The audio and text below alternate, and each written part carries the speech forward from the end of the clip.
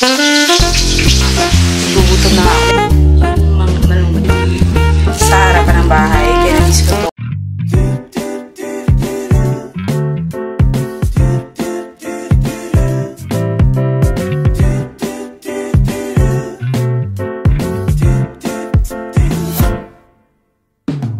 조금 더 가까이 다가와줘 그대. Hi guys! So good morning today. Ay gumagawa ako ng ulam ko. Ako lang mag-isa dito ngayon sa bahay kasi si Papa pumasok na. And yung mga bata nasa lolo-lola. And dahil nga bakasyon, it's okay. Last day ng bakasyon nila ngayon. So si Adi ay nandun din. And si Ate Jillian of course. Si Ate Jillian nila talaga eh. So ngayon gumagawa ako ng yung dati pa to guys, yung malunggay na pinatuyo ko kasi sayang, daming binigay ng kapitbahay namin. Ayan, lalagay natin siya dito sa strainer. Kasi yung strainer na isa, sobrang liit. Siguro para matanggalin yung parang mga, alam niyo yung mga stem, yung mga tira-tirang stem. So ayan, nalagay ko lang siya dyan. And then, strain ko siyang ganito. So, yan yung matitira. Kung ano lang yung matitira, yun na yun.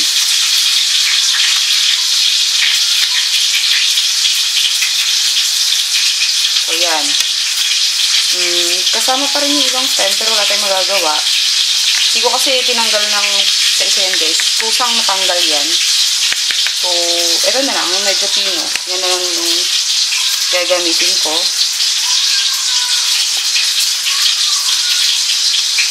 Baby na kapitbahay namin yun. Here. Baby nila. Buluto ako ng ng tilapia. Shaky ba? Hawak-hawak kasi guys. Next time bibili na ako ng hawakan nito. Hirap eh.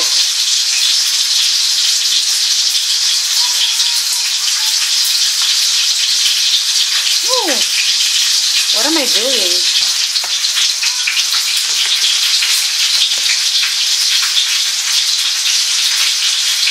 Ay. Ito pala yun. Patanggalin ko na yan. Malalaki. Kahit pa paano may matira naman. Ang tagal kong ano tawag dito, i-pulse or gamitan ng pambino guys. Kasi ang hirap pala pinuhin ito. Tapos may mga stem pa nakasama. So yun nga. Ewan ko kung paano yung ginagamit ng iba na equipment para dito. Pero sa akin kasi yung bigay ng father and mother-in-law ko na ni Mama G yun. Si Mama G tsaka si Papa Len.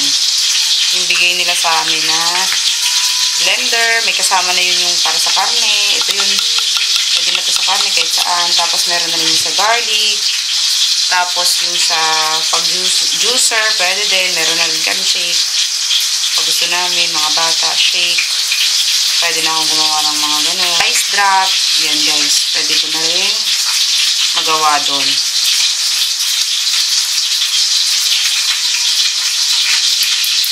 Okay lang itong makalat. Basta maaayos ko naman ito mamaya.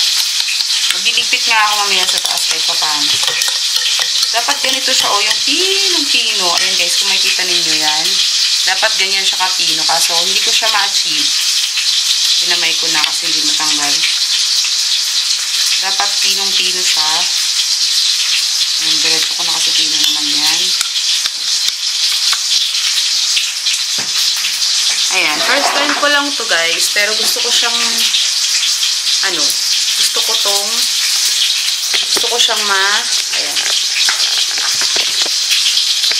Gusto ko siyang ma-achieve. Gusto ko siyang try kung masarap. Kasi, gawa-gawa lang naman to.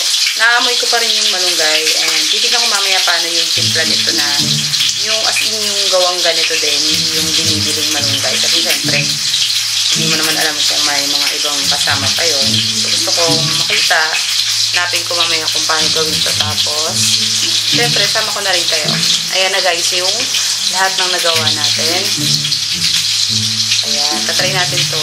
So, kasi talagang mag-herbal din. Kasi, good for the health, of course. And, ayun, para din naman sa mga anak ko to. Gusto ko talagang umabang buhay para sa mga anak ko. Ginagawa ko lahat. Yun na nga. ko sila alagaan kung mahina ako, diba? Kailangan ako ng mga and career. Paano na lang yung mga business namin ni Papa kung hindi ako malakas. Kailangan healthy tayo. And yun nga, kahapon ang tako ko guys. Kwento ko lang. Kumain ako ng mga kung ano-ano dun sa birthday kasi nung indo ko. Marindo. So, yun. Ang dami kong kinain. Spaghetti, tas pancit. Medyo naparami ako. Kaya, ayun, may coke pa. Ay, pancit. Mayroong chicken. Ayun. Naparami ako. And then, nag-cook pa. Tapos, nung gabi, may coke akong tira dito. Ininom ko na naman. Nagtatakow talaga ako. Ewan ko. Baka magkakaroon ako kaya ganun. And then, nagchichirya ako. Yung money na binili ko sa daddy, guys. Ay, ako. Hindi ko alam bakit ako nagkikinig. Siguro dahil nga rin magkakaroon ako. And today, may mangga akong nabili sa palengke. Hindi po ako buntis. Wait lang, baka masunod. Yun na nga, ang takaw ko. Kaya kailangan ko talaga ng mga ganito na para maiwasan yung bilis kasi paano. Ako natin. Pinabutan yung tubig kahapon. Inumin. Sana na mamaya nandyan. Bili ako isa. Bumili na kasi kami ng isa pa dun sa kapitbahay namin. Tapos pag narating yung sa tindahan namin dito, pag dumating na yung tubig, bibili ako ito. So, dito mo na yun. Napag ko lang. So, ito, tuyo to guys. So, dami natin mga kalat. May ayusin ko yan. Siyempre, para hindi ako masagatan, lagay ko na yun. Mga bigla ako. Pag-uugasan na natin, tatanggal.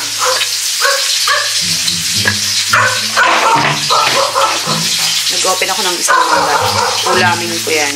Tilapia saka mangga na may pag-uong. Ano yun? Ano guys? Nipar. Shhh.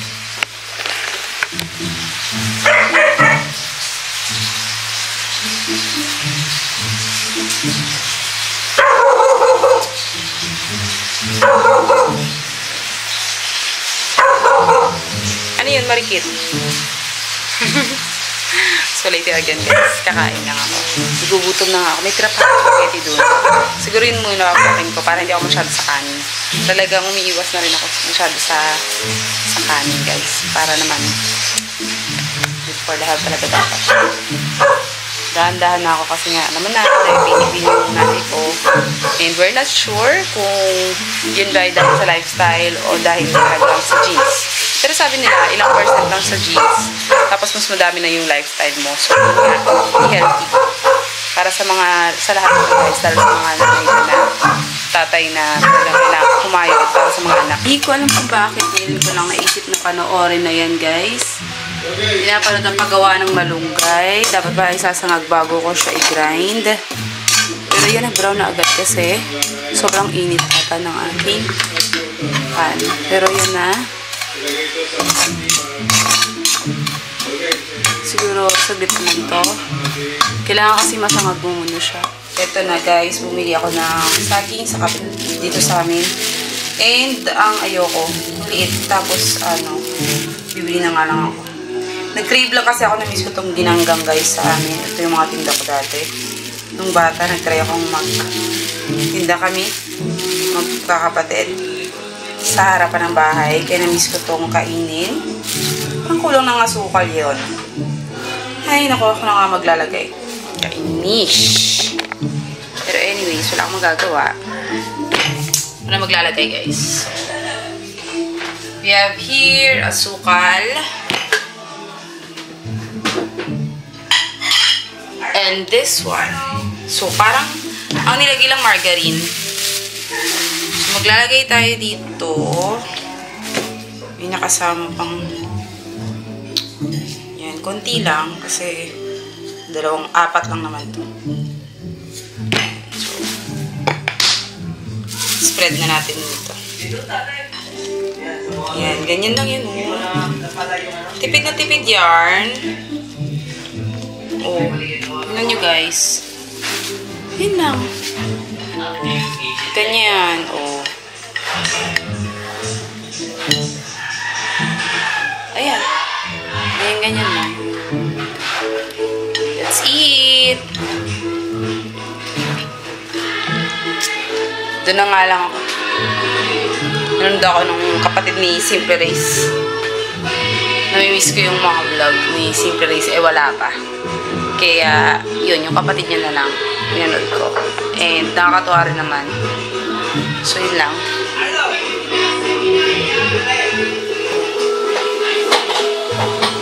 Yun.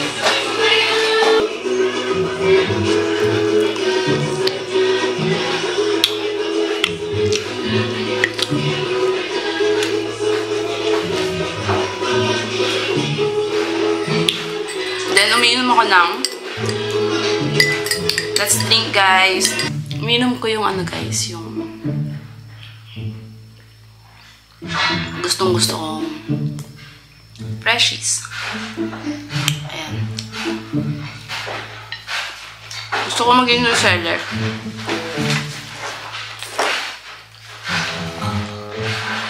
Gusto ko maging reseller, kaso lang tagal mag-message nung yung parang ginakonta ko sa Freshies.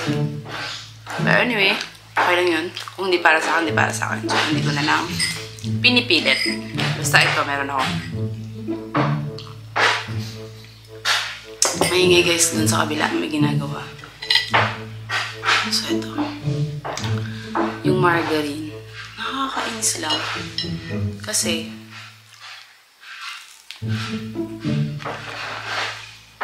maliliit. Tapos parang hindi gaano ang tawag doon niluto. Or, alam mo yun, kailangan medyo patuluto. Parang malambot pa siya.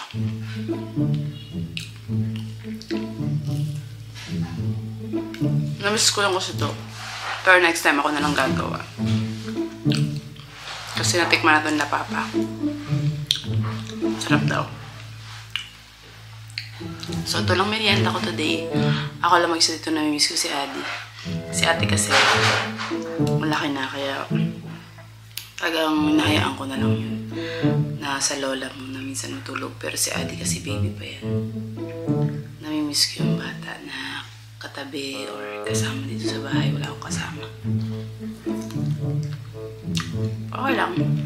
Kayo nakaidip ako, tumawag. Nangungulit. Sabi ni ate, nagsusumbong yung ate. Nangungulit daw siya. Hindi ko masyado maintindihan kasi ang daming, hindi ko maintindihan yung ingay. Tapos syempre nagising ako na nanipungatan ako, kaya ayun. Namiss ko siya. So sabi ni mama, hindi pa naman nagsabi na papauwi siya. Kaya, wala akong choice. Ayokong pilitin. Nahanap ako nun pag kasi umuwi.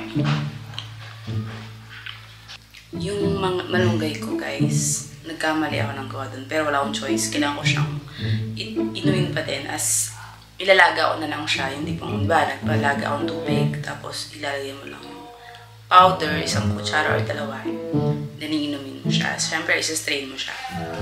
Pero, ganun na lang yung gagawin ko. Ubusin ko lang, konti lang naman yun. Nagkamali ako dun, guys, kasi dapat, hindi siya ipapainitan sa araw. Kailangan daw, hindi ko na alam kung bakit bawal, pero kailangan pala air dry lang siya. So, dapat ito lang sa loob, indoor lang. Tapos parang naka na siya, diba? Meron ka isang tumpok. Maraming mga malunggay, bababad mo siya tubig, siyempre para malinis na, matanggal yung mga kung ano mang alikabok or what doon sa may malunggay. And then isasabit mo siya sa, kunyari, tatali mo siya sa may kahit anong tali or rubber band, tapos sama-sama silang nakahanggan. Sabit mo siya sa may sampayan or kahit saan sampayan na sasabit siya. Ingay. Iriso lang magagawa. Tapos, guys, malalaglag lang yun.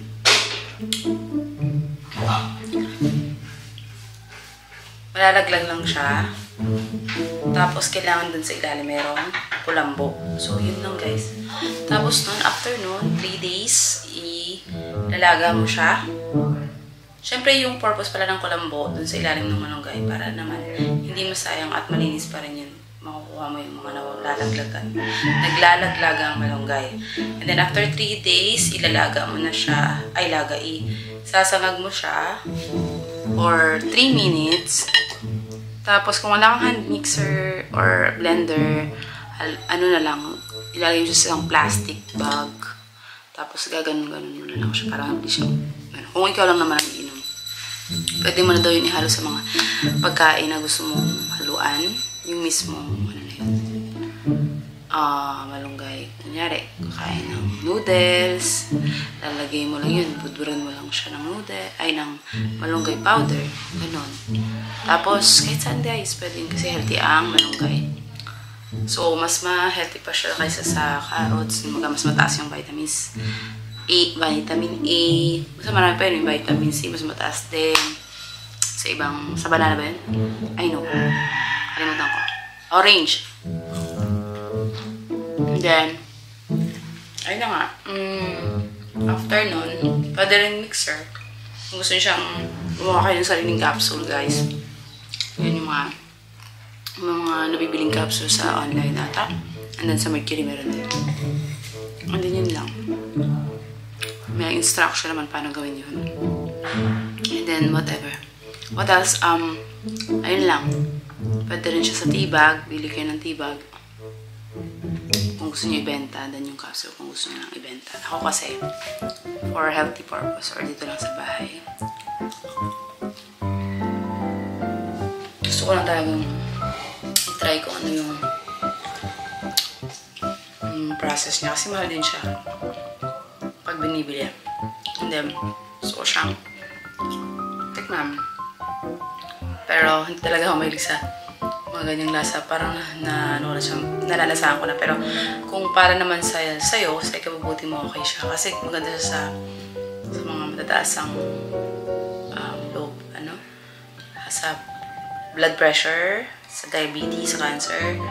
Iwas ata sa cancer yon. And marami pa iba. Madami siyang benefits. So, yun lang guys. That's it.